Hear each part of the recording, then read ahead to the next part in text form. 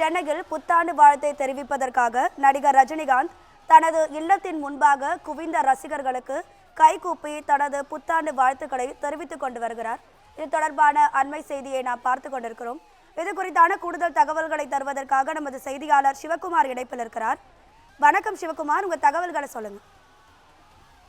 வணக்கம் ராதிகா. புத்தாண்டு தினத்தை முன்னிட்டு மூத்த நடிகரும் அதாவது உச்ச நட்சத்திரமான நடிகர் ரஜினிகாந்த் அவர்கள் அவருடைய இல்லமான போயஸ் கார்டனில் ரசிகர்களை சந்தித்திருக்கிறார். அந்த செய்தியை தான் நம்ம பார்த்துட்டு இருக்கிறோம். முன்னதாக சமூக வலைதளங்கள்ல நடிகர் ரஜினிகாந்த் அவர்கள் புத்தாண்டு வாழ்த்தை பதிவிட்டிருந்தார். அதாவது நல்லவர்களை ஆண்டவன் சோதிப்பான் ஆனால் கைவிட மாட்டான், கெட்டவர்களுக்கு ஆண்டவன் நடைய கொடுப்பான் ஆனால் கைவிட்டுருவான் என்ற ஒரு பாஷா திரைப்படத்தினுடைய மிகவும் பழைய ஒரு பிரசித்தி பெற்ற ஒரு வசனத்தை அவர் பதிவு செய்து ரசிகர்களுக்கு புத்தாண்டு வாழ்த்தை தெரிவித்திருந்தார்.